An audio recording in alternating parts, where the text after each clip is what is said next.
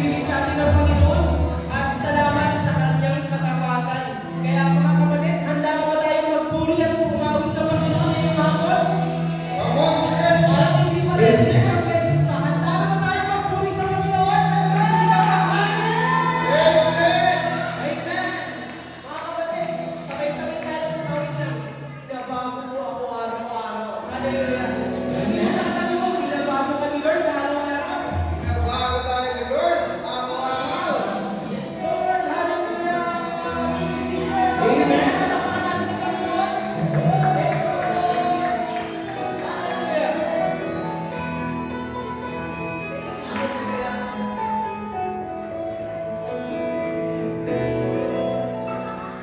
Binabago mo ako araw-araw. Binabago mo ako araw-araw. Binabago mo ako araw-araw. Binabago mo ako araw-araw. Ngayon, bukas, at kailanman, pag-ibig mo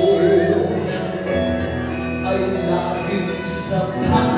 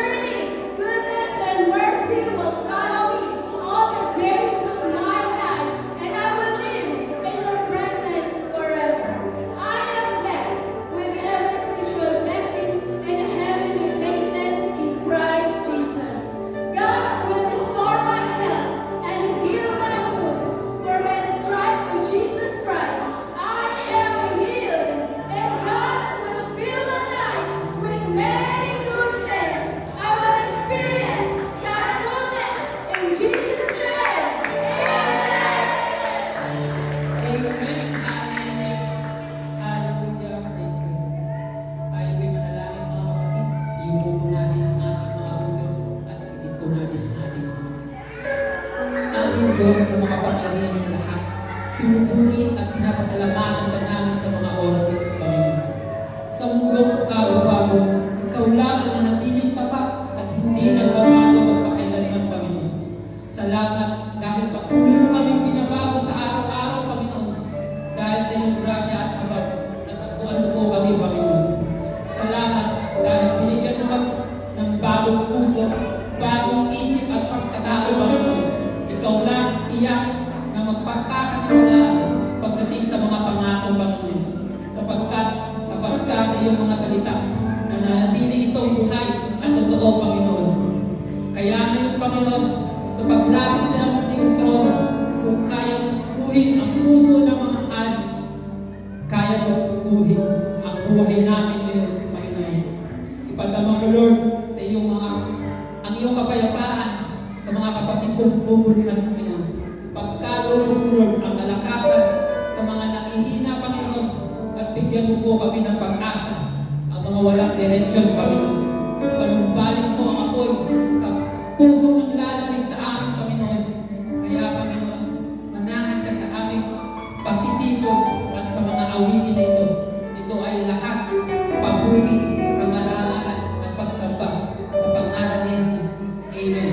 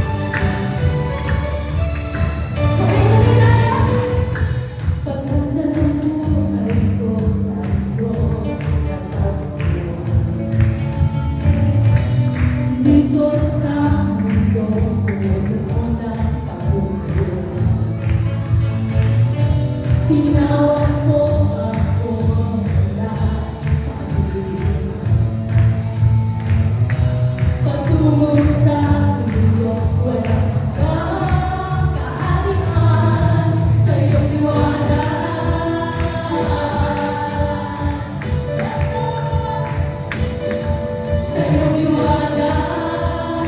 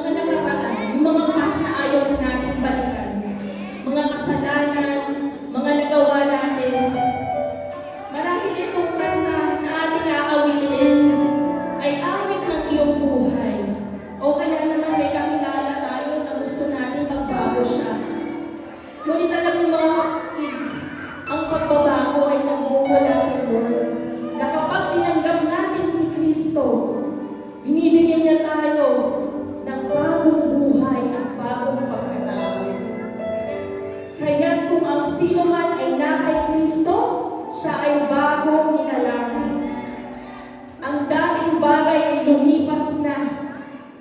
Narito, ang lahat ay naging bago. Amen. Kaya sa hapon na ito, mga kapatid, kung kayo o kakilala kayo na binago ni Jesus, narito kami para magpasalamat kay Lord.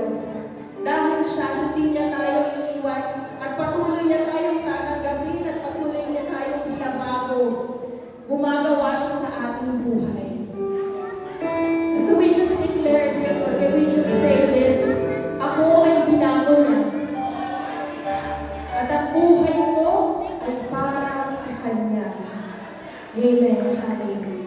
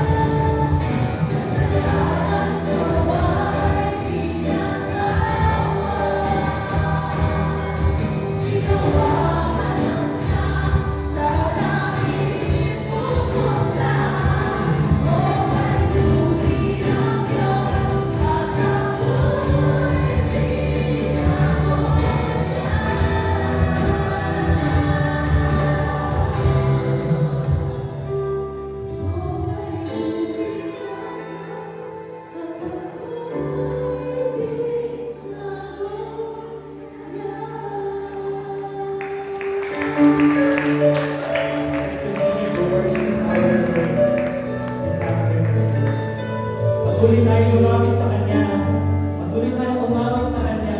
Itaas ang ating tinig sa ating Panginoon pagkat siya ay mahal. Dakila ang pag-ibig ng Diyos sa iyo at sa ating Panginoon. Remember the times when you decided to walk into the path of Jesus. When you decided to accept Jesus Christ sa buhay mo. Challenges comes, trials comes, ups and downs dumarating sa buhay natin. Pero isang blessing na nandito ka ngayon, kapatid. Mabuti ang Diyos na tayo sama-sama magpupuri sa Kanya sa hapon na ito. Kaya patuloy natin siyang pupurihin. Hallelujah.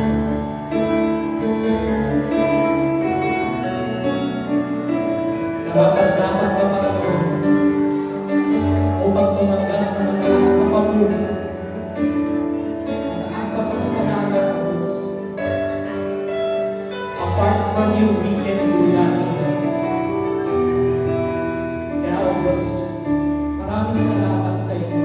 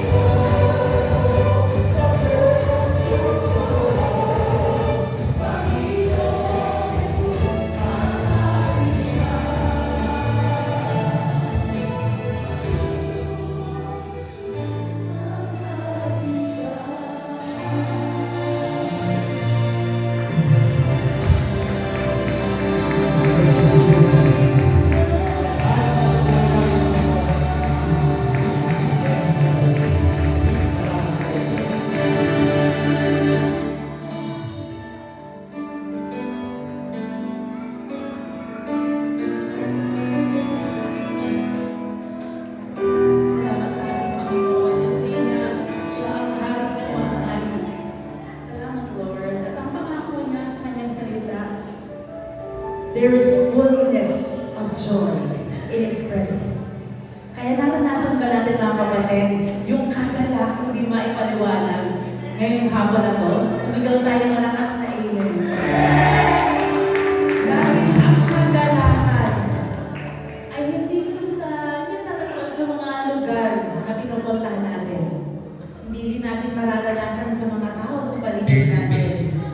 Pero sigurado, ang kagalakan ay nasa presensya ng ating Panginoon. Kaya patuloy natin ibahagi sa bawat isa ang kagalakan ng gagaling kay Lord. Come on, church, let's go around. Let's greet one another and share the Lord of Christ. Come on, church.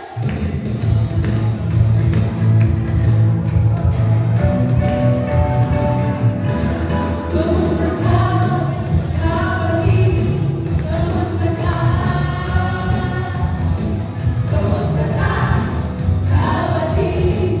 Kumusta ka? Ako'y mabuti naman. Ako'y mabuti naman. I'm alright. Yes, I'm okay. How are you? How are you, my friend? How are you, my friend? How are you, my friend? How are you?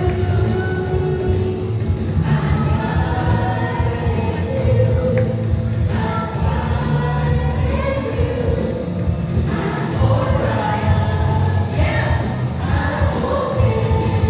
Are you alright? I'm alright. Yes, I'm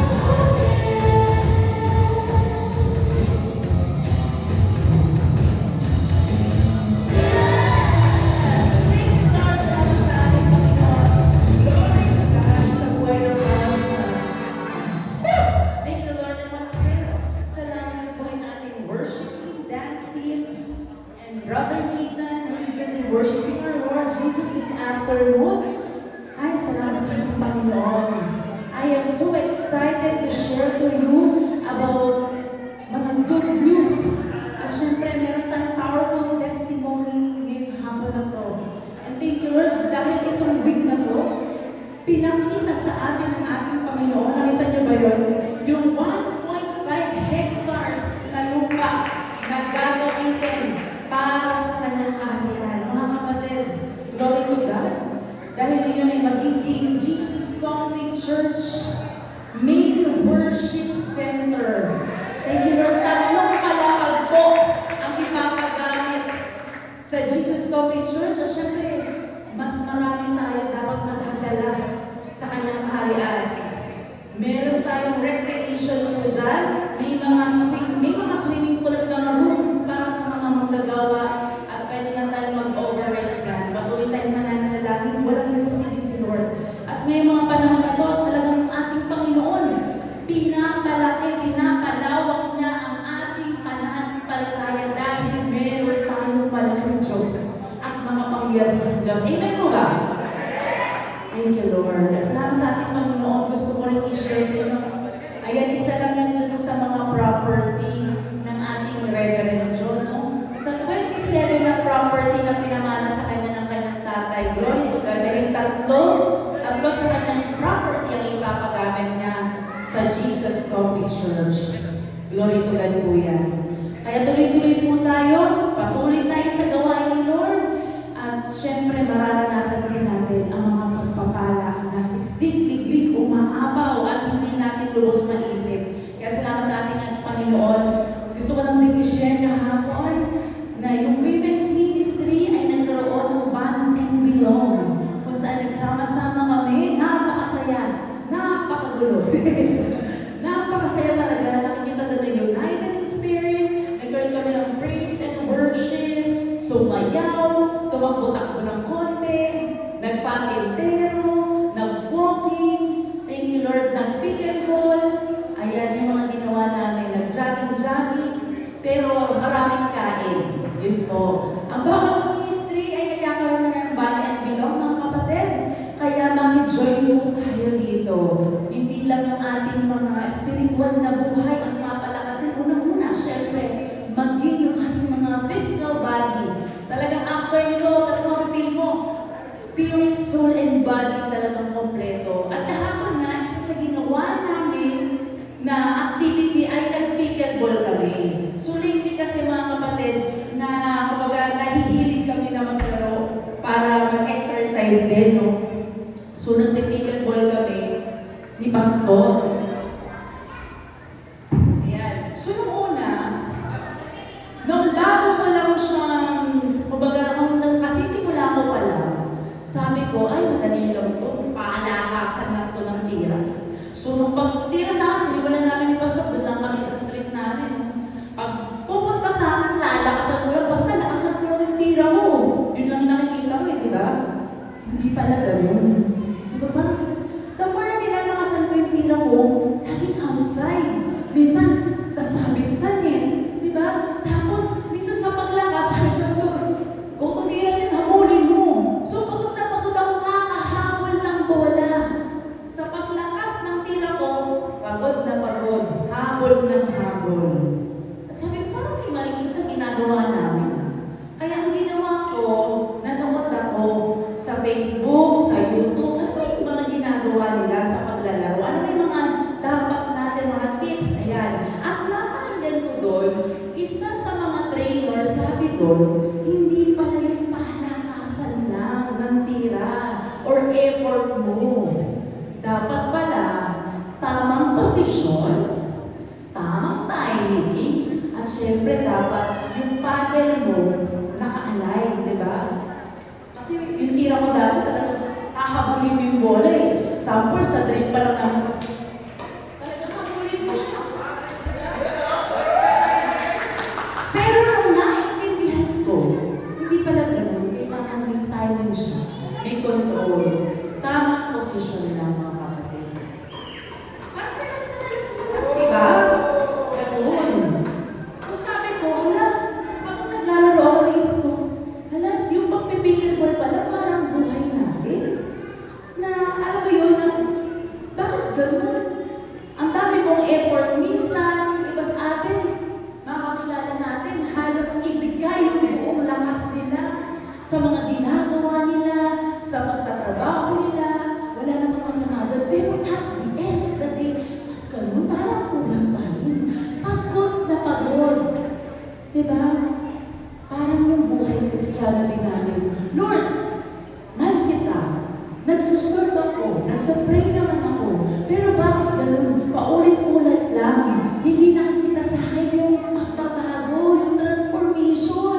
Walang nakikitang bunga sa akin ng lahat ng pagpapagal ko. Minsan hindi naman tayo kulang sa prayer. Minsan din hindi naman tayo kulang doon sa talent. Minsan, hindi lang nasa tamang posisyon yung ating pinaglalagyan. Dahil minsan tayo ay matigas ang ulo, makulit. Dito tayo inilalagay ng Panginoon. Pero may iba tayong gusto na ating pinipilit. And I believe this month of June, hindi lang kumbaga binibigyan tayo ng effort or papalakasan ng Lord yung effort natin sa lahat ng ginagawa natin.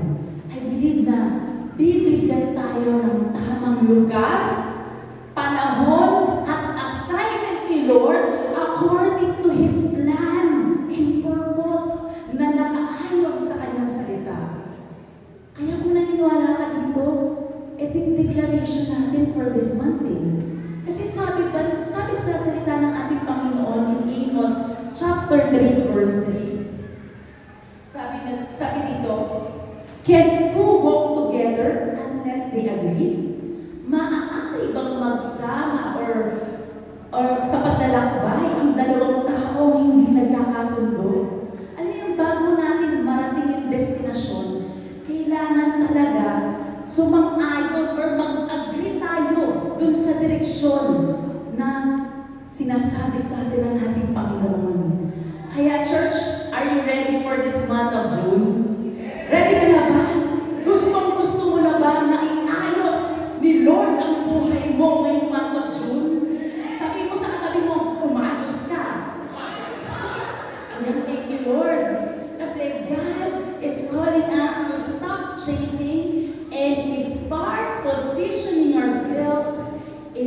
is calling or He is with. Hindi tayo mabuhay sa kakahabol lang ng kakahabol. Bibigyan tayo ni Lord ng tamang lugar at assignment for His glory. Kaya this month of June, kung naniniwala ka at tinignan mo to, Lord, ayoko na lang paulit-ulit, paikot-ikot, walang nakikitang pagbabago sa akin. Gusto ko na yung transformation. Gusto ko na, Lord, ayoko na maghabol sa mga bagay dito sa mundo. Gusto kong maranasan yung pagpapala mo sa aking buhay. And kung ikaw to, na Lord, gusto ko na, sumigaw ka ng malakas na, hey, amen, hallelujah, because this month of June is the month of divine alignment. At pag naka-align tayo sa plan and purpose ng ating Panginoon, hindi ka na yung laging naghahabol sa mga pagpapala. Hindi mo na ipinipilit ang pabor ng ating Panginoon. Ikaw na mismo ang hahabulin ng pagpapala. Dahil yan ang kanyang pangako. Sabi sa salita, surely goodness and mercy will follow me all the days of my life, and I shall live in His presence forever. Yan ang pangako ng ating Panginoon, mga kapatid. Kaya ang gagawin lang natin, sumunod sa Kanya. Ang key sa favor, tsaka blessing, alignment, mga kapatid. Ano ibig sabihin ng alignment? Yung lahat ng priorities mo, yung values mo, yung habits mo, yung thinking mo, ay nakasubmit dun sa kaharian ng ating Panginoon, sa Kanyang salita. At sabi dun sa salita niya sa Proverbs chapter 3, verses 9 to 10,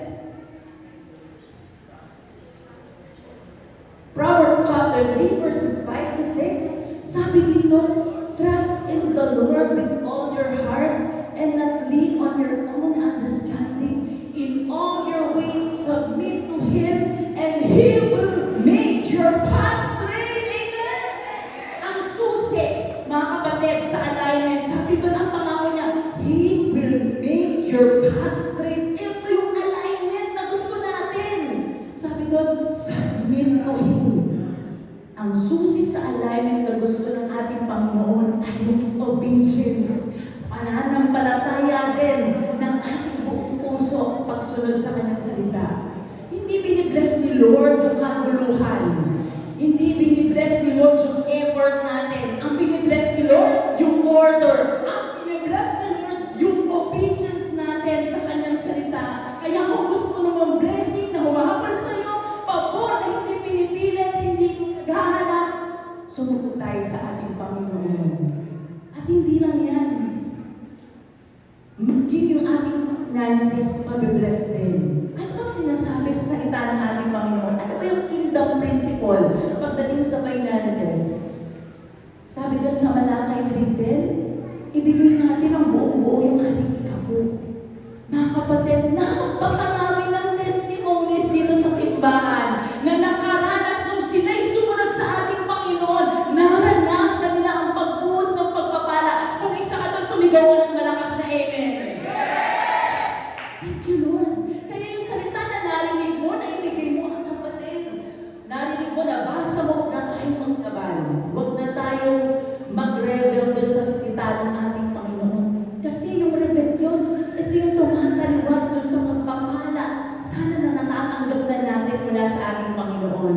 Kaya kung gusto mo na ikaw ngayon ay habulin ang pagpapala at pabor, patuloy tayong sumunod sa ating Panginoon. Hindi lang yan, magiging dalo yan naman ng pagpapala sa marami. Kaya itaas na natin mga kapatid ang ating mga ikapo, ang ating mga pagsunod, ang ating Panginoon, at panalangin natin. Yes, Lord, praise you, Father, this afternoon. Thank you for this wonderful word, declaration, mga pangako mo sa aming Panginoon. Thank you, Father, for this divine alignment. Lord, may mga area pa sa buhay namin, Panginoon, ikaw ang nakakabatid na hindi naka-align sa'yo. And right now, Panginoon, nakikita mo ang lahat ng ito. Tulungan mo kami iayos, Panginoon, i-align sa iyong salita. Dahil gusto namin maranasan ang mga pangako mo, Panginoon. Ikaw ang magbigay ng desire sa mga puso namin na makasunod sa iyo, Panginoon. Thank you, Lord. We praise you, Lord. Patuloy ka namin nasasambay, papapurihan at susundin at gusto namin maranasan, Panginoon, ang mga pagpapala na hindi na kami magpapagal, hindi na kami makahabol, kundi kami ay hahabulin ng pagpabo at pagpapala na nagagaling sa In Jesus' name, Amen and Amen. Thank you, Lord. Amen. Thank you, Lord. Purihin ang Panginoon.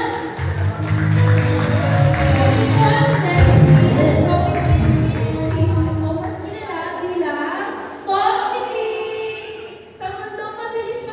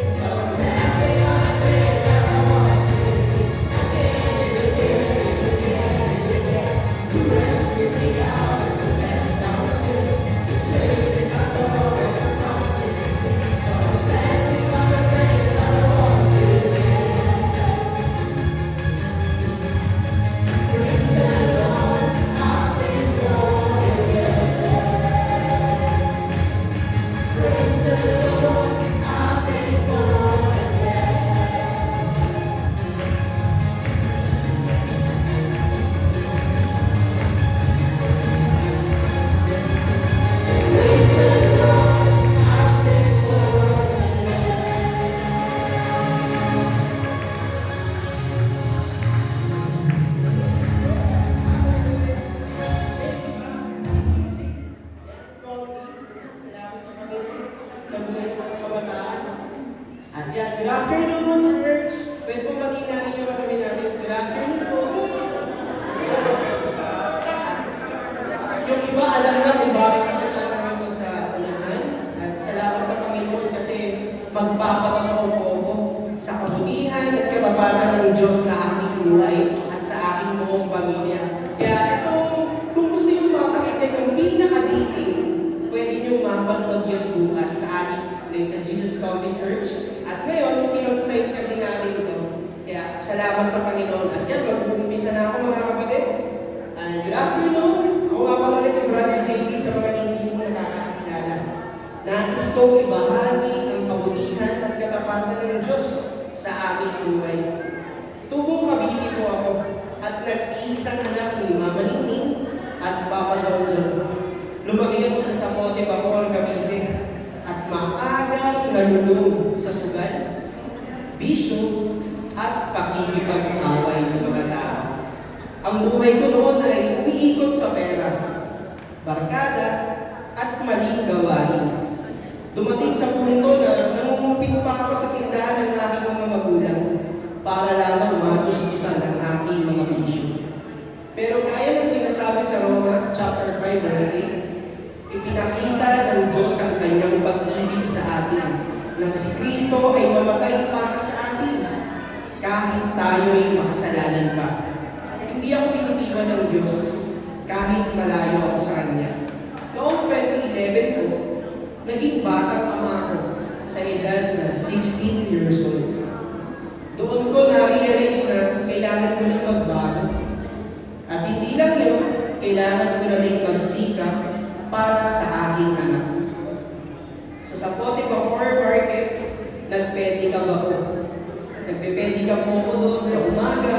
At pagdating naman po sa gabi, nagtitinda ako ng tilapia ng madaling araw. Kasabay nito, isang pagsubok ang dumating sa aming pamilya. Nalugi ang negosyo ng aking pamilya. Yung tindahan namin nagsara dahil nabaon po kami sa maraming utang. Dumating sa punto na halos wala na kaming makain. Fish fillet araw-araw. Almost 6 months po yun. Ngunit araw-araw, may paraan ng Diyos para mabigyan kami ng pang-araw-araw na pangangailangan. Sabi sa Awit chapter 34 verse 19, maraming kapighatian ng madumi, ngunit sa lahat ng ito'y iniiligtas siya ni Yahweh. Hallelujah. Noong 2011 po, October, nagtrabaho ako sa isang fast food chain dito sa Las Piñas. Ngunit kahit may trabaho na ako, nahulog pa rin ako sa iba't ibang kasalanan at maling relasyon. Dahil dito, sa mga tawag ng laman, napahiwalay ako sa aking mga anak. At dumating ang panahon na mag-isa ako. Mag-isa ako na namuhay kasama ang aking mga magulang. Sa parehong fast food chain, nakilala ko ang babaeng ginamit ng Diyos para maging katuwang ko sa buhay. At ito ay si Sister Minnie. Siya ay isang cashier at ako naman ay food assembler. Nagsimula sa simpleng sabayang pag-uwi at sa mga biruan sa trabaho hanggang sa unti-unting mabuo ang aming pagmamahal. Noong 2014 naman po, nagsama na kami ni Sister Minnie sa isang maliit na bahay. 16 square meters lamang yung tinitiran namin. Marami kaming pinagdaan ng away, tampuhan, at mga pagsubok sa buhay. Akala namin noon sapat na ang magsimba at manalangin. Pero hindi pa rin pala tunay na kilala ng Panginoon. Kala namin okay na yun, pero hindi pa pala sapat na. Noong 2015, inimbitahan kami ni Mama Ningning at Papa John sa Jesus Coffee, sa Sorrento pa po ito. Sa umpisa, dumadami lang kami, pero habang nagpapatuloy kami sa church, unti-unting binabago ng Diyos yung puso ko. Isang gabi, nagkaroon ako ng napakadinaw na panaginip tungkol sa pagbabalik ni Jesus. Nakita ko na ang kaguluhan sa mundo, nag-aapoy ang paligid, mga bahay, at nasusunod, kumbaga naggigera na. lumabas ang langit at makita ko ang kanyang kaluwalhatian na puno ng kapayapaan at kagalaan ng aking puso. Pagkagising ko, alam kong tinatawag ako ng Panginoon. Doon ko isinumpong ang buhay ko noong araw na yun kay Jesus. Sabi sa 2 Corinto chapter 5 verse 17, kung sino man ang kay Kristo, siya isa ng bagong nilalang. Unti-unting nawala ang dating kinahumalingan ko, yung pagsusugal, lahat ng bisyo inalis ng Diyos. Kung dati ay nagmamadali akong umuwi mula sa church para sa aking mga kalapate na inaabangan, ngayon ay mas gusto ko lang manatili sa presensya ng Diyos at kasama ang aking church family. Noong 2017, binigyan kami ni Sister Winnie ng pagkakataong maglingkod sa Men's and Women's Ministry. Sa kabila ng mababang tingin ko sa sarili ko, pinalakas ako ng Diyos. Sabi sa Isaiah chapter 41 verse 9, pinili kita at hindi kailanman itinakbil. Habang naglilingkod kami, nangungusap ang Diyos sa amin tungkol sa pagpapakasal. Sa umpisa, ayaw ko dahil iniisip ko magastos at hindi namin kaya. Pero sa panahon ng prayer and fasting, pareho namin ipinanalangin ang kasal at nagtiwala sa Diyos. At gaya ng kanyang pangako, siya mismo ang nag-provide ng aming kasal. Noong December 17, 2017, kami ay kinasal ni Sister Winnie nang walang gastos. Hallelujah. Mateo chapter 8 verse 6.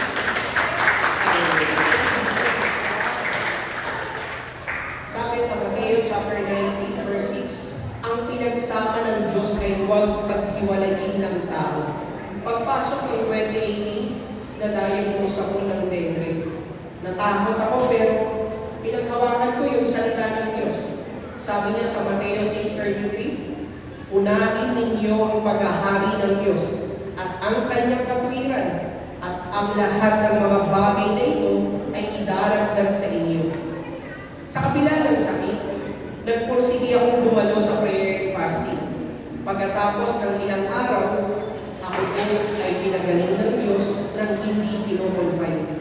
At maging ang mga araw na hindi ko napasukan sa trabaho, lahat ito ay binayaran ng Panginoon at siya ang nagbigay. Noon din namin natutunan ng tungkol sa first fruit, kung pamilyar po ay dito. Lagi niyo po ba itong naririnig? Sa una mahirap, ibinigay namin ang unang bunga ng aming kita sa Diyos. Makalipas lamang ilang araw, gumawa ang Diyos ng himala sa aming buhay at nagkaroon kami ng pang-reserve sa aming bahay. Na yung pang-first fruit namin dapat ay pang-reserve ng bahay. Pero nung ibinigay namin yun sa Diyos, ang Diyos ang nagbigay ng uwang para magpadala ng kapalit nito. Hallelujah. Thank you, Jesus. At yan, mula sa Sapote, ay lumipat kami sa Taguig. May mga struggle, pagsubok sa pamilya, pero dinadala kami ng Diyos sa mas maganda. Kahit malayo ang church, bumabiyahe kami every week ng 16 kilometers to 20 kilometers, papunta pala po ito, para lang makadalo sa gawain. Dumating pa sa punto na 4 kami nakasakay sa motor, kasama ang aming mga anak na malalaki na ngayon.